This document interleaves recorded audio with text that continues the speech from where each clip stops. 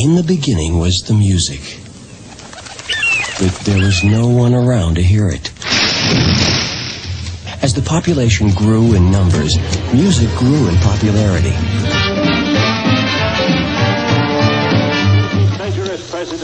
Man invented the radio and the phonograph. High fidelity made quite a splash. But it was full stereo sound that made the explosion.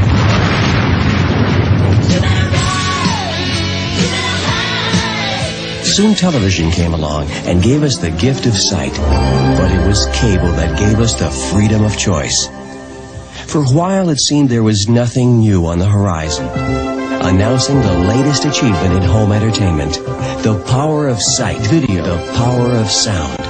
MTV Music Television.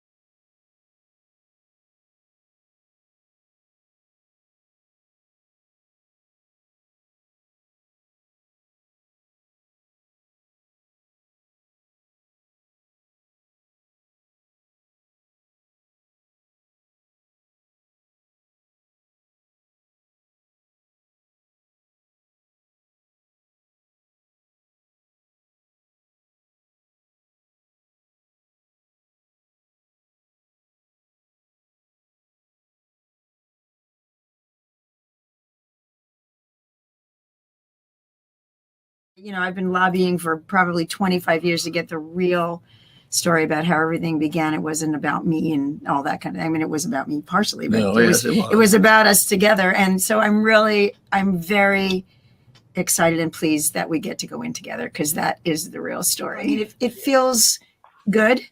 And it doesn't change everything. It doesn't, you know, not in the way that you would think.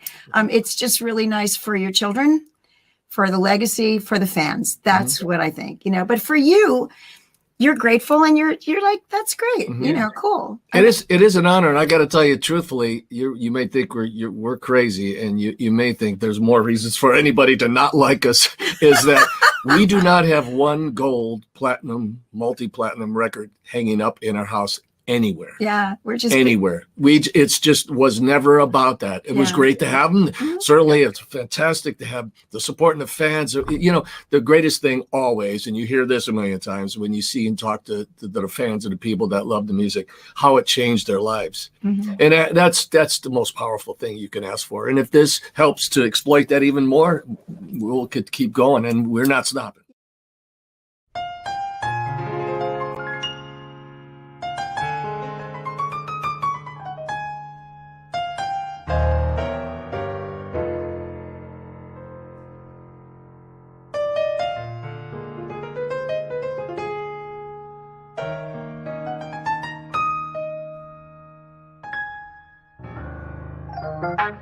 Reach out, oh, wait and see. Reach out, wait and see.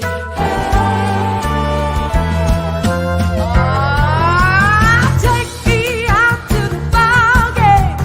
Take me out to the car.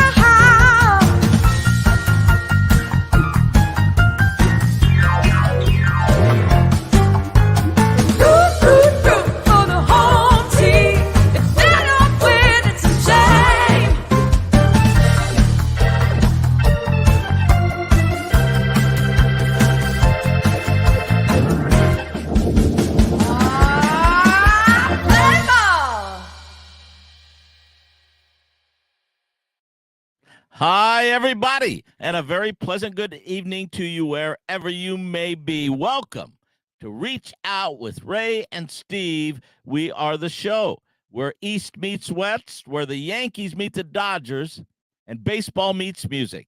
And we all come together then, of course, for a community. All right, I don't think our buddy Ray is in the house tonight, but I know that Steve Vaccaro is lurking around somewhere. Where are you, brother?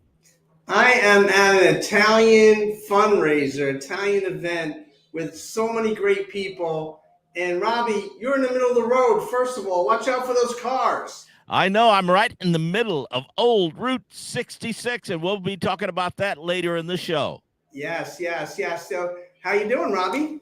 I'm good. How are you doing? Now, where's our buddy Ray Negron today? Ray is at a fundraiser in Manhattan, the John Rivera event that's going on in Manhattan.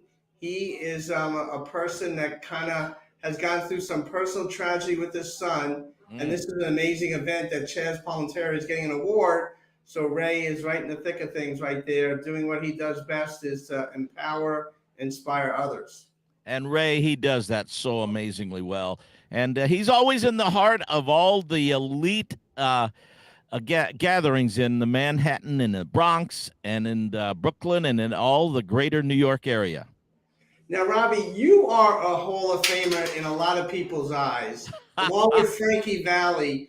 But last week in Cleveland at the Rock and Roll Hall of Fame, I don't know if it was in Cleveland actually, but they had the induction ceremony. What an event that was. Amazing. And rock and roll, if you can make it to the Rock and Roll Hall of Fame, that is a strata of recognition that few people make it in this music business. And, of course, last week, the great Pat Benatar was inducted into the Rock and Roll Hall of Fame.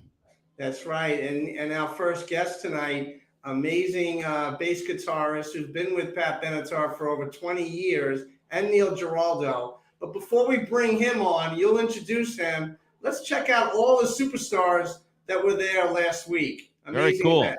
Let's check it out. Wow, this is electric. Let's kick it off. Welcome to the Rock and Roll Hall of Fame. What makes for longevity? Consistent quality over time, and plus headbands. Get on your feet for Duran! We get to make people feel better about themselves. Thank you. Pat was my hero, an immediate icon. It has been an incredible ride. Eminem is the best-selling hip-hop artist. This is crazy. Thank you. Their sweet dreams were forged in the furnace of faith. Music is in our souls. We still rock. When Lionel shows up, everyone gets happy. Rock and roll is not a color. It's a vibe. Carly Simon's range and sophistication are peerless. Judas Priest are the definitive metal band. Everybody's welcome. That there is what heavy metal is all about. Dolly Parton. I figure if I'm going to be in the Rock and Roll Hall of Fame, I'm going to have to earn it. I'm a rock star now.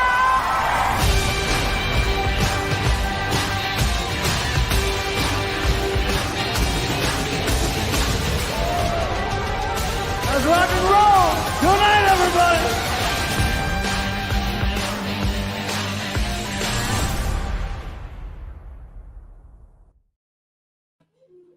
How cool is that? Unbelievable. I just love that. It is an amazing event. And I got to tell you about Pat Benatar.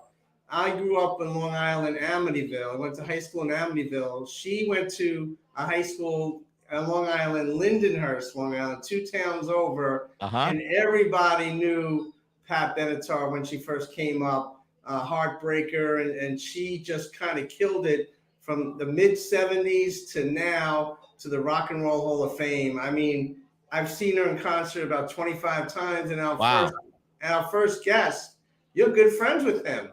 I am. So let's bring him on. His name is now, before we bring him on, let me give him a nice official reach out welcome.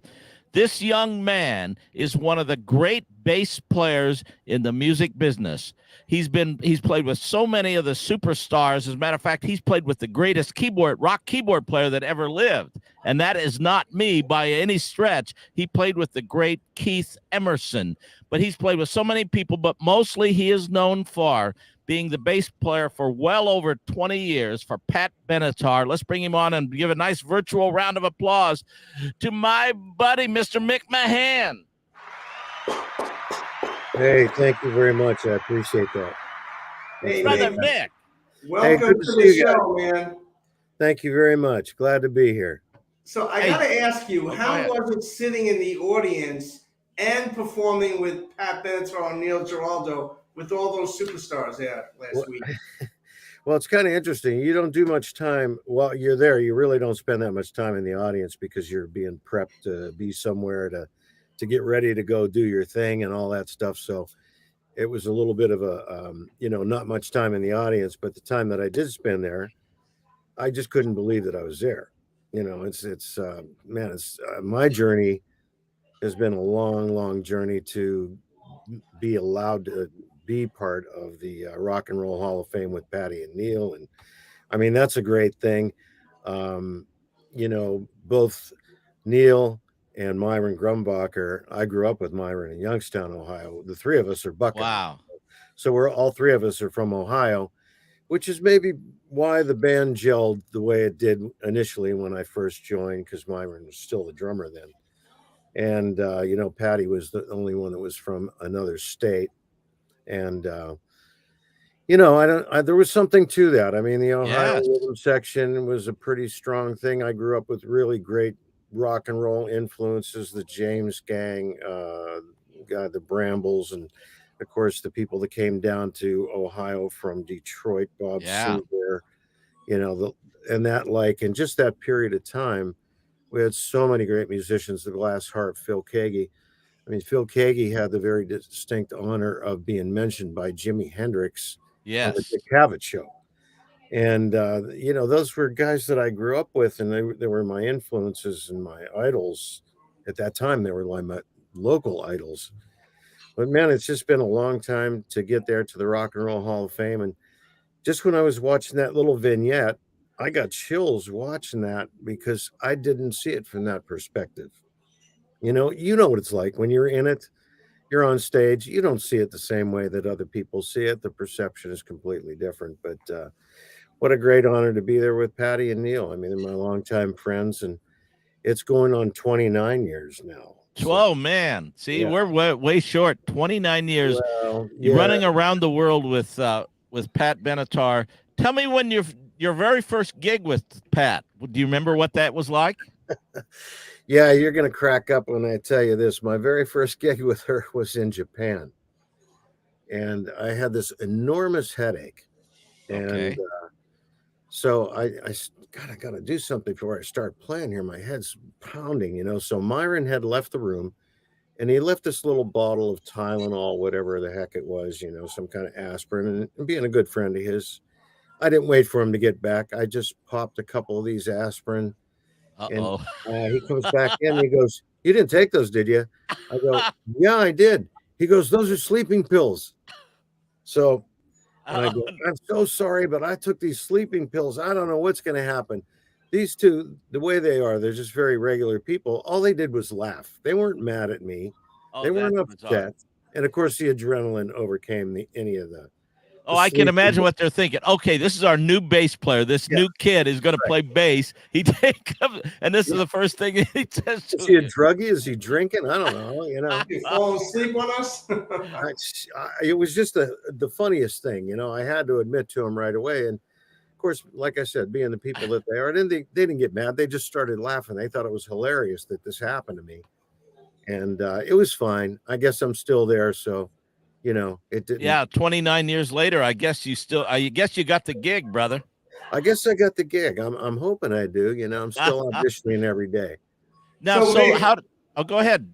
I know you've got a lot of questions, you Long Island kid, you. Yeah. Yeah. Well, Mick, real quick, when you got the call to be in the band, because they were established, since '79 and before that, it's a love story between Pat Benatar and Neil Giraldo, and how it all came about. But when you got that call, were you excited? What was your first thoughts when you thought that you might be performing with them?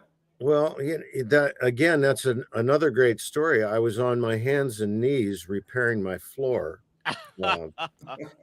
And the phone rings and he goes, well, this is Neil Giraldo. And I had met Neil around LA because Myron and stuff, we used to go to jam sessions and so forth. But anyway, I'm on my hands and knees. The phone rings. And so we're talking. He goes, you want to come out for an audition? And I go, great. Yeah. And so this is in the days of call waiting. So I said, would you mind holding for 1 second? Let me get rid of this call. So the phone rings and it's Don Perry from Jethro Tull. Wow. He goes, do you want to come audition for the band? And I'm going, this is unreal. At the exact same time, I get these two calls. This is going from no work, hit and miss kind of stuff. And I go, oh my God, what am I going to do now? Okay, so I'll call you back.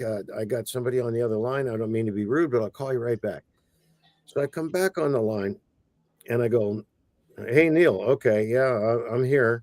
And so he goes, you want to come out and play and blah, blah, blah. So I'm thinking, if I get this gig, at that particular time, my wife was pregnant with her first child. Oh, wow. And I'm going, well, this is a family situation. This is probably not a family situation. It's, Ian. And I'm going, so hopefully I'll get this gig. So I go audition and they go, great. You got to come back another time. Okay. Come back another time. Okay. So I come back the third time. Okay. So now it's time to meet the wife. And so Patty walks into the room and she goes, oh, real nice to meet you and everything. And she goes, I understand you're from Ohio. Yeah, I'm from Ohio. She goes, let me see your socks. And so I lift up my pant leg there and there's the white socks. And she goes, you're from Ohio. You're in the band. That was my audition. Meanwhile, I have the worst laryngitis of my life at that time. And so they were just laughing. I sounded like Kermit the Frog singing, stuff like that. And anyway, I ended up getting the gig because I think maybe it was the White Sox and the fact that I was from Ohio. So that's all I get.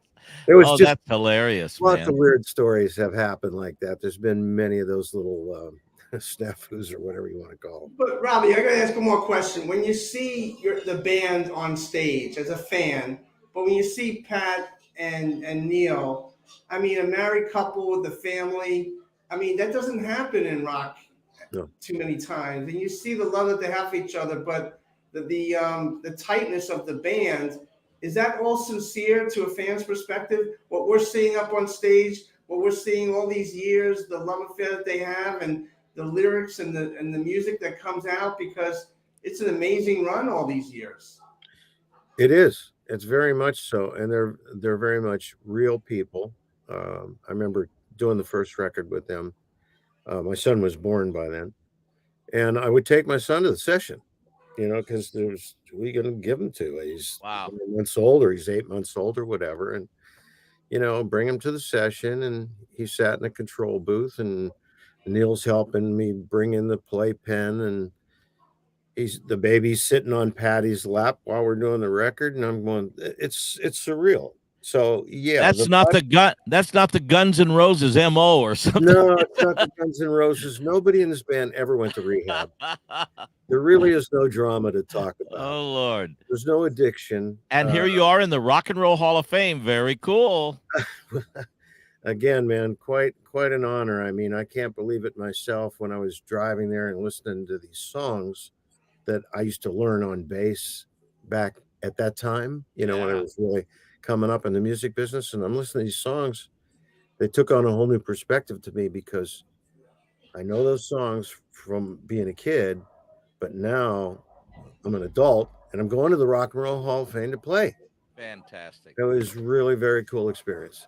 It's unbelievable. I mean, Pat Benatar, along with Janis Joplin, Stevie Nicks, Pat Benatar really set the tone for a lot of women rockers back then. But her lyrics, I'm a psychologist by trade, and the songs that she that they've been putting out for all these years, Hell is for Children, about kids, about domestic violence, and Invincible. She uses her songs as passionate pleas and empowerment for so many groups out there. Yeah, that's kind of her MO. She's very deep. She reads a ton. She's a very well-read person. Understands a lot about the world. I hope you can't hear Dougie barking in the background. It sounds good. It makes it real. Doug the pug. He's the cutest in the world. But I opted for this rather than the pizzeria because that would be busy at this time of day. So by the way, let's don't forget we're going to talk about that pizzeria. But keep going on your story about Pat.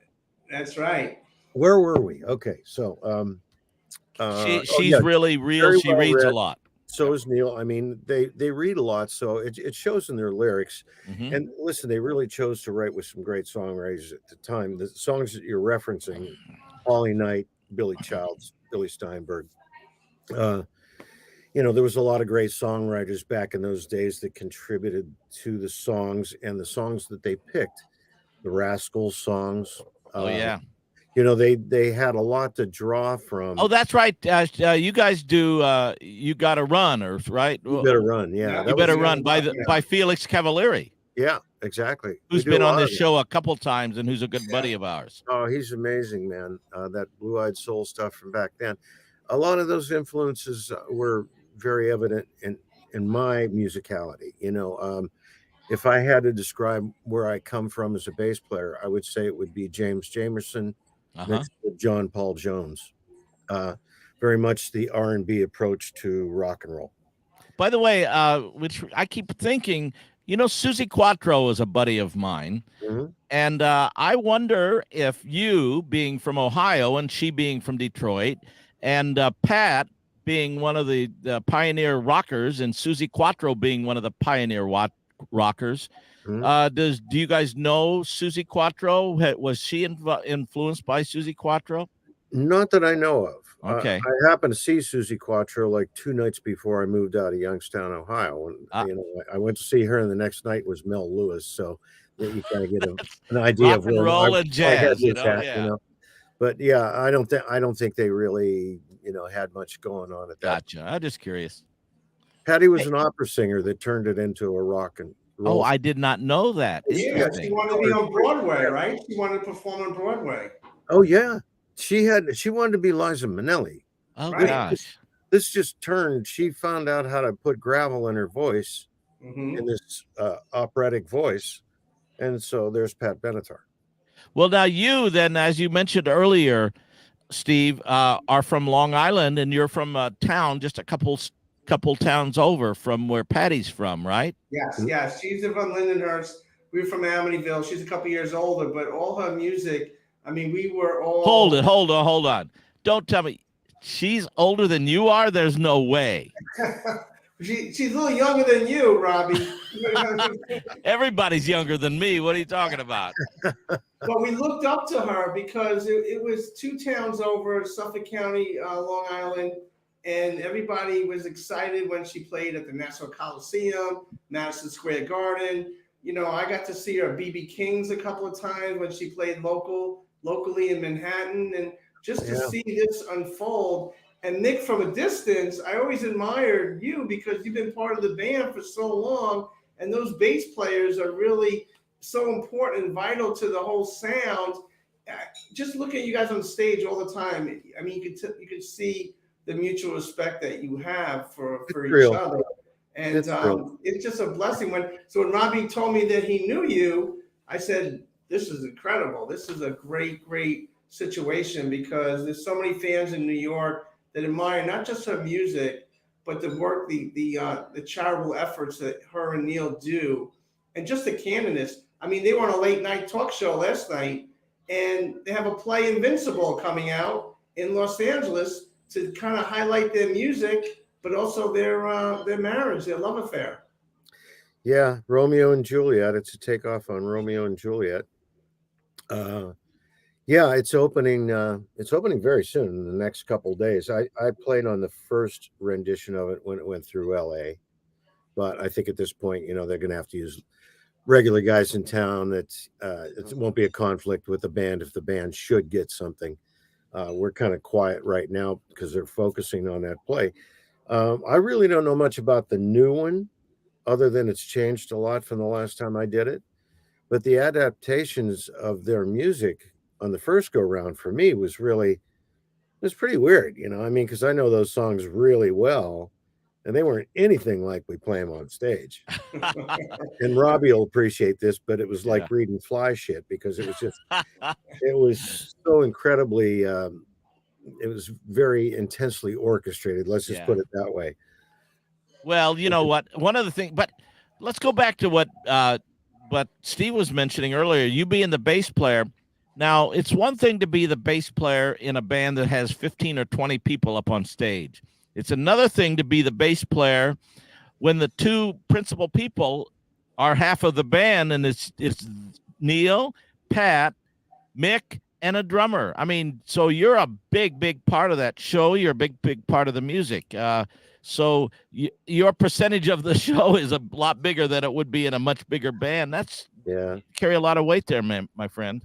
Well, it's you know, playing in a trio, as you know, is a much different situation than playing in a big band, like you say.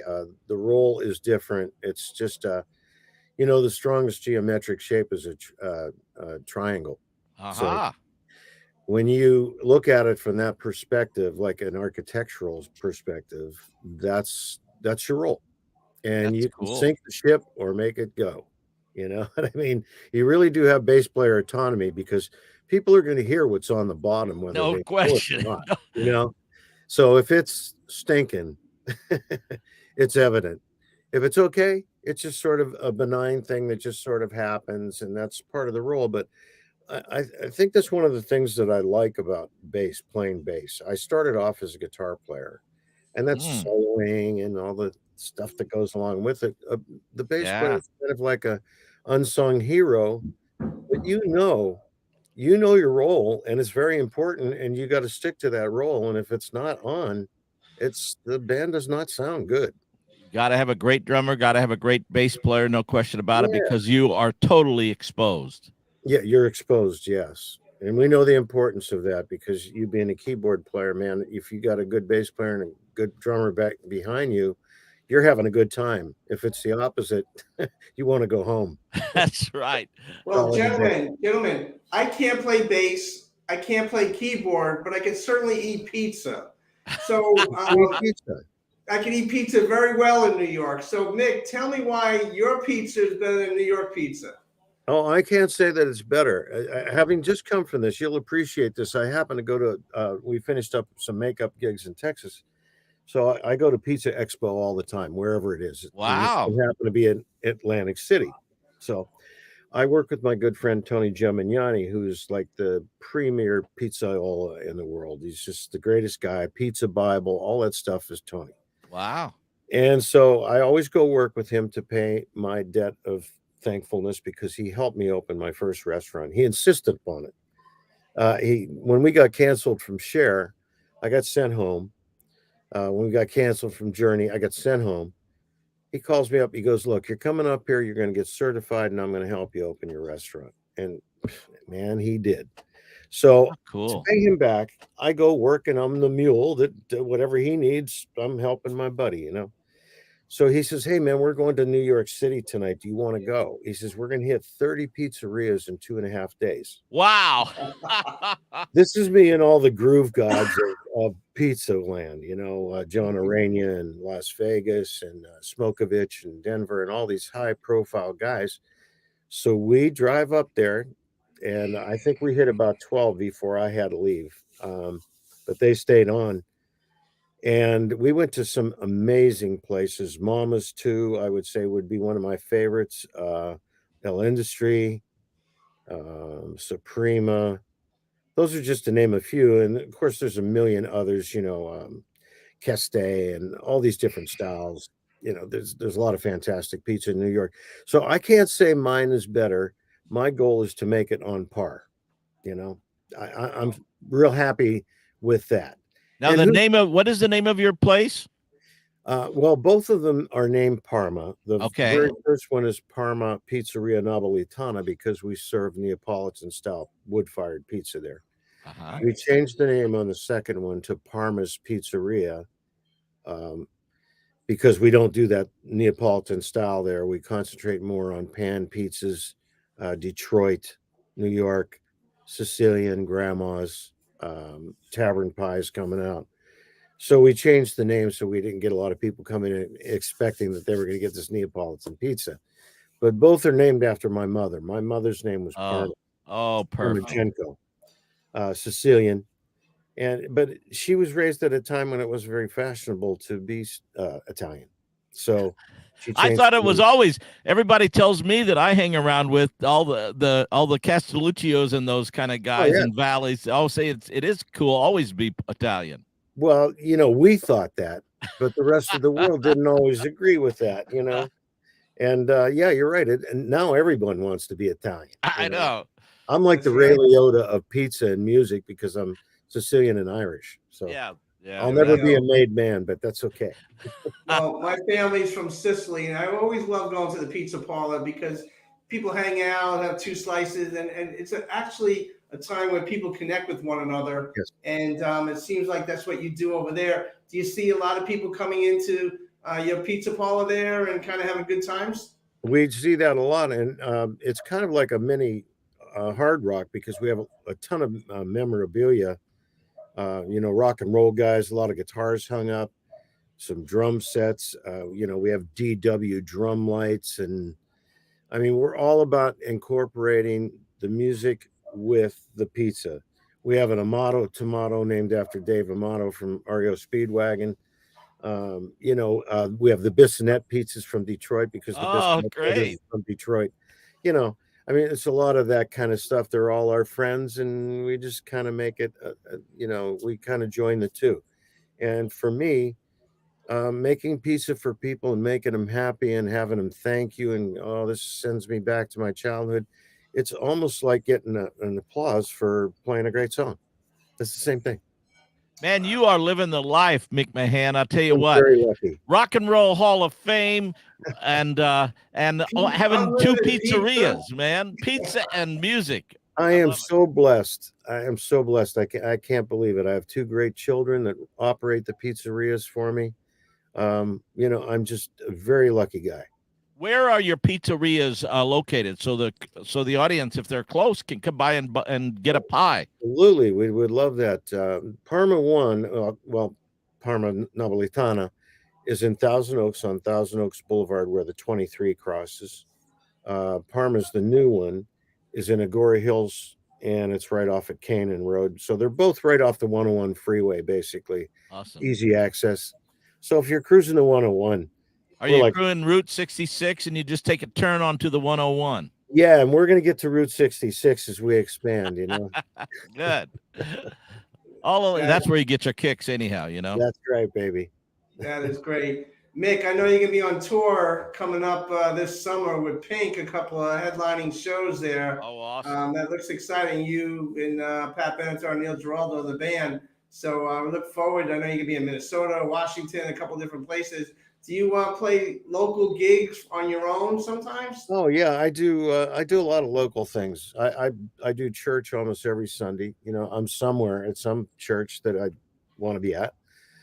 So I do those, and I do a few sessions in town. I try to do as much of that recording as possible.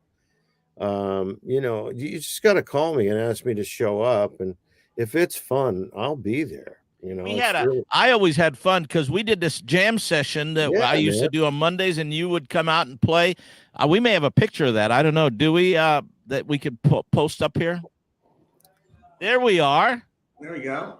I'm not seeing it yet, but okay. That's you and me and Chris Montez and Russ McKinnon. Oh, what a band! One of my favorite drummers, man. That guy's great. Love Russ. And you remember Chris Montez? I sure do. I mean, God, I remember him from being a kid. Yeah, I remember those songs. I'm not that old. I'm not that old, I swear. Hey, but I gotta ask you, how do you know about these dates with Pink and I don't? I just, as a fan, I have the inside track there. So, well, you're the second person that told me this, and I didn't know anything about it. Well, it's I think you're gonna be in Massachusetts in July, Washington August 7th. Minnesota, August 10th, August 12th, Chicago, August 14th, Milwaukee, and October 5th, LA. Very cool. I'm blown away with this because people call me all the time. Hey, man, I want to come see you at such and such. And I go, sure, why not? Tell me where I'm playing. You know, you're too busy making pizza, man. It's not a master tour yet. You're too busy making pizza. What's your favorite song to perform up on stage, Mick? I like All Fired Up. All Fired Up, yeah. I think it's one of the anthemic songs in rock and roll. I mean, Myron's groove is so deep. His foot's about to just go through the speaker.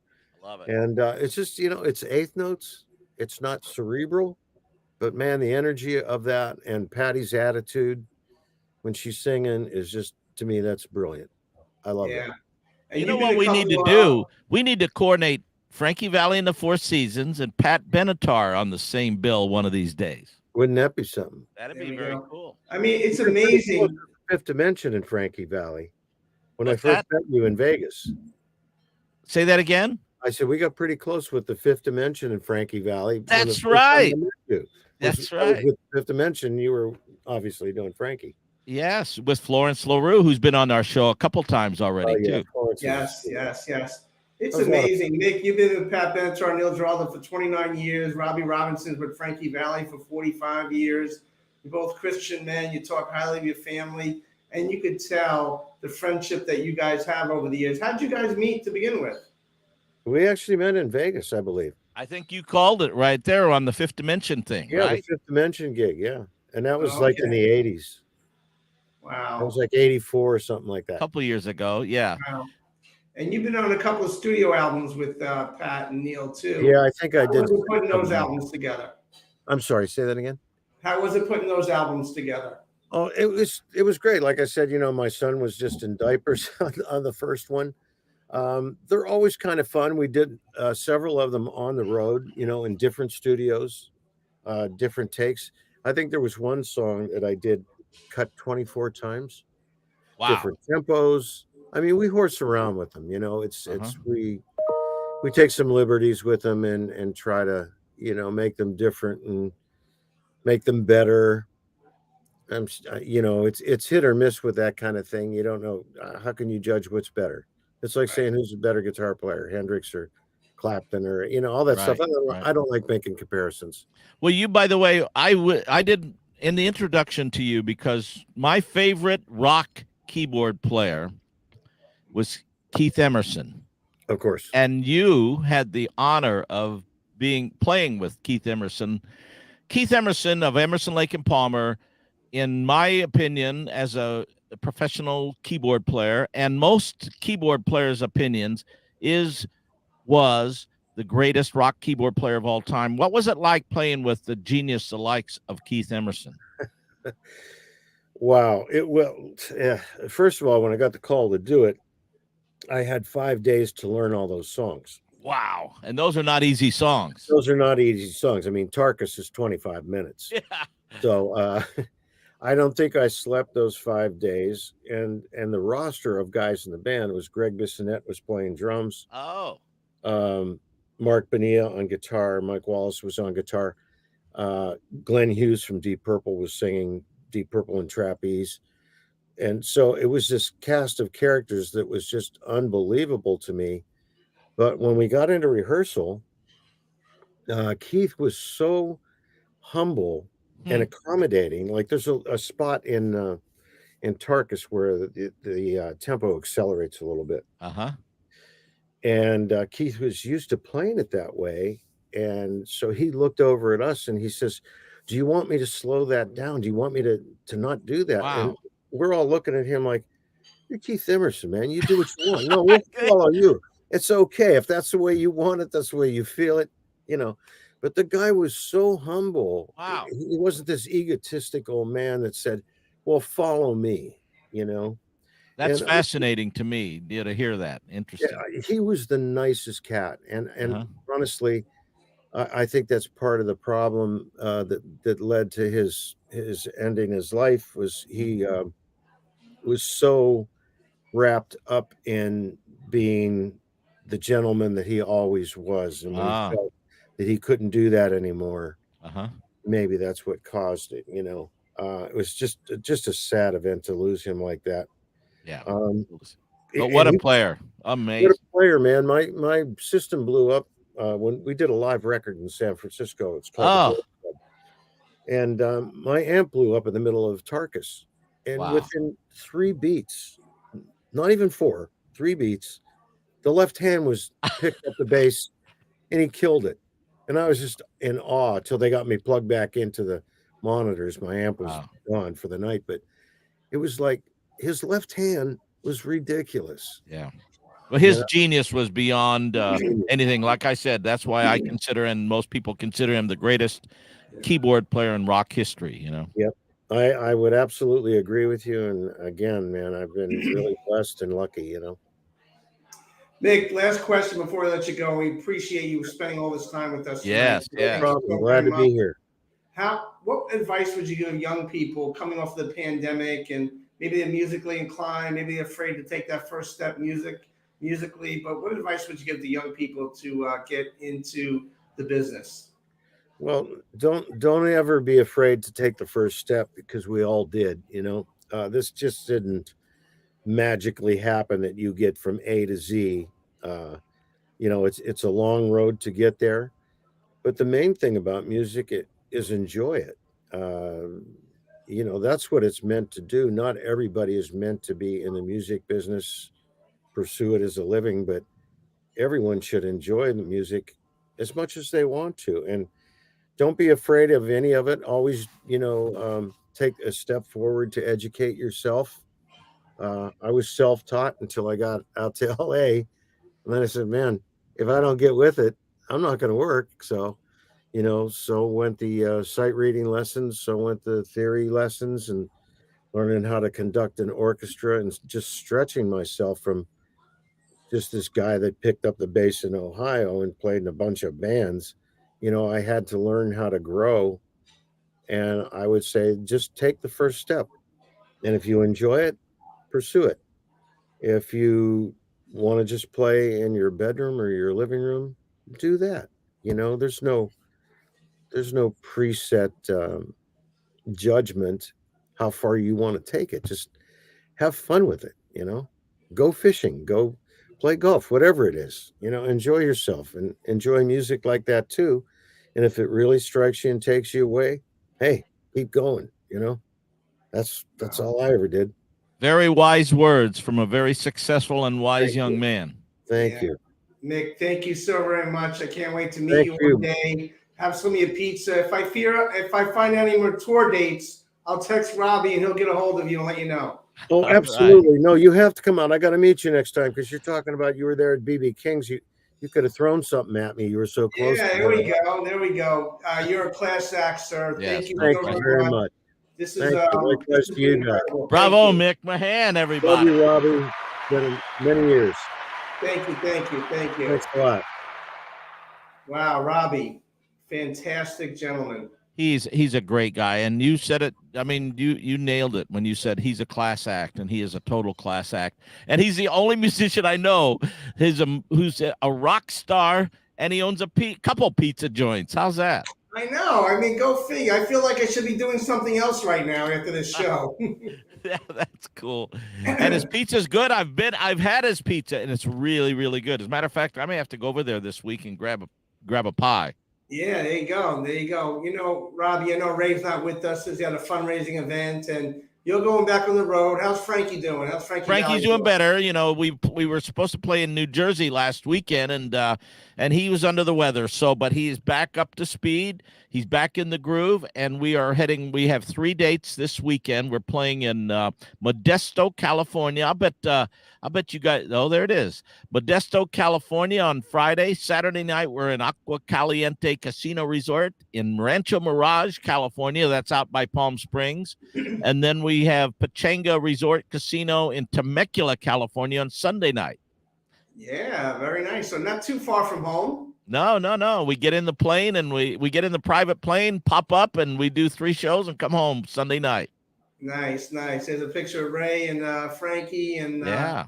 You know, 88 years old, a legend. I mean, to put out that music and inspiring people. I know our engineer tonight, Anna, loves Frankie Valli's music, and so many people around the world.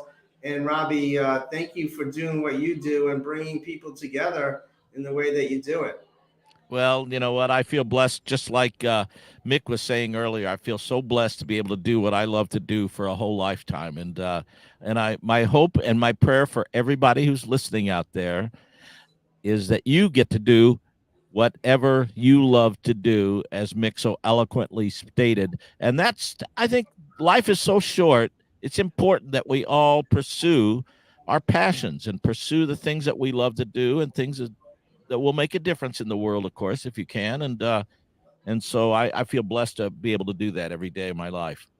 Well said. Before we get to Route 66, Ray Negron. No. I got to stop you. Okay. What did you just say before we get to Litchfield? No, you said before Route 66. Now, there is quite a debate going on.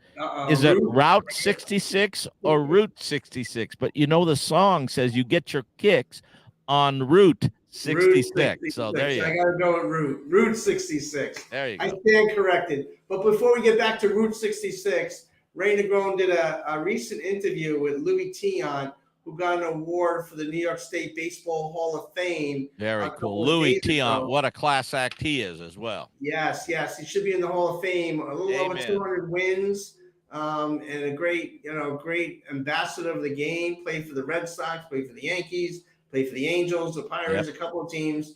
But World Series hero, almost to be with the Boston Red Sox. But let's check out the interview that Ray Negron did with him a few days ago. It's cool. How are you doing? My Uncle T. I'm here with my Uncle T. He's going to be inducted today into New York State Hall of Fame. Louis, how you feel about this? Feel good. Feel pretty good, my friend. Thank you. Thank you very much for what you guys do for me, for the other guy in the team too. And I think that's a nice thing. It's going to happen. Hopefully, they'll be open to go to Cooperstown. We are not going to stop until we get this man in Cooperstown, because he deserves it. He earned it, and he does so much for all of our people and the other guys too. Right? That's right. I earned it. He earned it. He didn't. Nobody gave him nothing. Right? I love this man. I love this mother. You know why? That's Ray Negron. Stated so eloquently as only Ray Negron could state. Only Ray, right. And he was Louis Tiant was an ambassador for his folks back home, and he really bridged the gap in Boston and everywhere he went. And we've had him on the show a couple times with his son Danny. Yeah. And another class act, and there they are together at the New York State Baseball Hall of Fame, upstate New York, a couple of days ago. I know Ray takes great pride because Louis Tiant was very close to Thurman Munson in his only 2 years with the Bronx Bombers. Wow. But he was right in the thick of things back in the day, and great interview. And I love what Ray does because he brings athletes together, he brings people together, and he gives them that extra edge. Sometimes when even though they have all the accolades, Ray takes it a step further and really acknowledges him and other people. So I love what he does all the time. Ray knows how to push just the right buttons. And I'll tell you what, this is a very unique show. I don't think there is any other show, nor has there ever been another show that has the intersection of music and baseball. And that's what we have on Reach Out. No, that's right. We're going to talk a little baseball before we get to Route 66. Anthony Rizzo signed with the Yankees. We got him for another 2 years. The third option year, $20 million a year. So he's making pretty decent money right now. And your Dodgers let go of a pitcher. Tyler. I was surprised at that, tell you the truth, because he had such a great year. But he's going on the Angels. Yeah, what's going on there? The Dodgers are still in the running for Aaron Judge. I saw the great. I got a picture from our buddy Ray Negron, who sent me the picture. I don't know if you have it there, but it was a picture of Aaron Judge in a Dodger uniform. Oh, I don't know if we have that. She'll find it if we have it. But I mean, it's a class. It's. I mean, who knows who's going to get Aaron Judge? I don't want to see that. But Robby, let's talk Route 66 right now. What's going on? Okay, last week, the great Sarah Nimitz and I collaborated. Well, we did it. We recorded it last year. Route 66, Robby Robinson featuring Sarah Nimitz, and it's our version of the classic Bobby Troop song Route 66 that was made famous back in the 40s by Nat King Cole, but it's been recorded by so many people, including the Rolling Stones and so many people, and we recorded it ourselves and just released it last week, and it's getting a lot of play on Spotify and on iTunes and on Apple Music, on Amazon Music, YouTube Music, all over the place. And it's so cool to see that starting to happen. And I encourage people to go out and check it out because it's a very unique rendition. It's very exciting, especially on those different platforms. A lot of people are listening to that and hearing it. And Sarah Nimitz is a gem, and she's a professional through and through. And she's one of the hardest working people besides yourself, I know. No doubt about that. And you can see that I'm coming to you right from Route 66 here. I'm out here in the middle of the desert. Route 66, it goes all the way from Chicago to L.A. Now, it starts in Chicago, and that's where the Hammond Organ Factory is in Chicago, Illinois.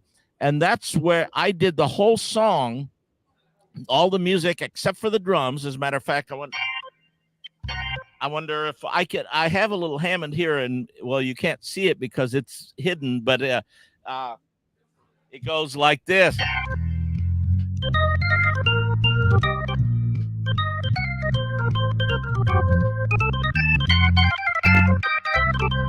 So I did that whole song just on this one keyboard. It's a Hammond brand new keyboard called the Hammond SK Pro. And so I recorded the whole thing. And of course, Sarah did all her parts then in her studio. And then I put a drum loop on it. There it is. That's the Hammond Organ Factory right there in Chicago, Illinois. And then it goes down to Litchfield, Illinois, which is my beloved hometown in southern Illinois. Route 66, if you put up that map again, it goes right through Litchfield. You see, well, it's right below Springfield. It's not on the map there. And that's where the Litchfield Route 66 Welcome Center, the Litchfield Museum and Litchfield Route 66 Welcome Center is. And that's it right there. And that's in my beloved hometown of Litchfield, Illinois. Well, I think we need to play it. What do you think, Robby? I think so. Well, let's put it on. It's this is Sarah Nimitz. And Robby Robinson collaboration. And by the way, there's nobody else playing on this, nobody else singing on this, nobody else doing anything on this. It's Sarah and I, and this is our version of Route 66, available in all music platforms. Let's check it out.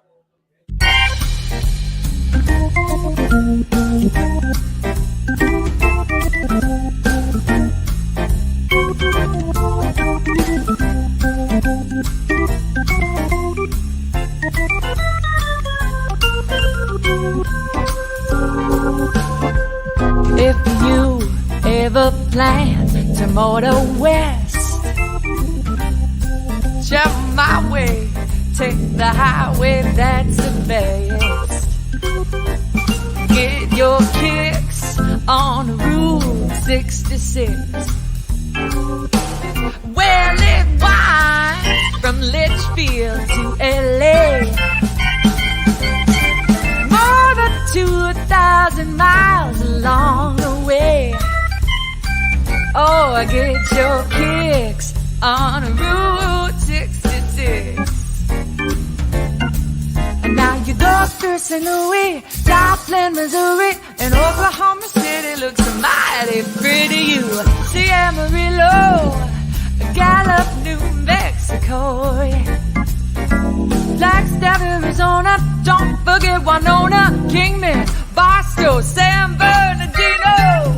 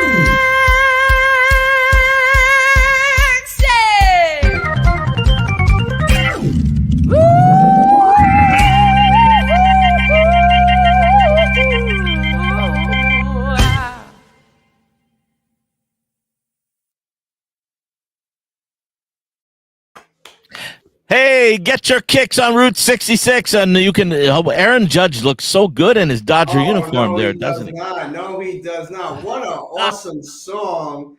The picture, not so much, but the song, beautiful, well done. And you can get it.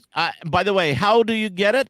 You go to my website, RobbyRobinsonMusic.com, right there, and you can watch it on my YouTube channel. You can go get it on any of the platforms where do you listen to your music? What platform do you use? Tidal, Deezer, what is it? I listen to Spotify, and I still listen to Sirius FM.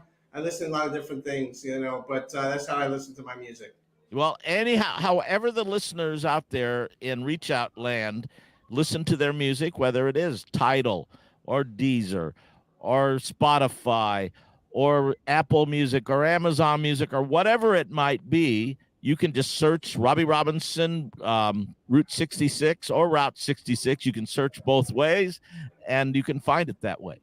That's right. And help God us, bless, Robbie. go on my YouTube channel and like and subscribe if you want. I need more listeners on there. All right, we're going to it. We're all going to go to it now, Robbie. Thank you so much. God bless. We're going to take us home with Hall of Famer Pat Benatar and Neil Giraldo and Nick Mahan. Take it away. All right, rock and roll, baby.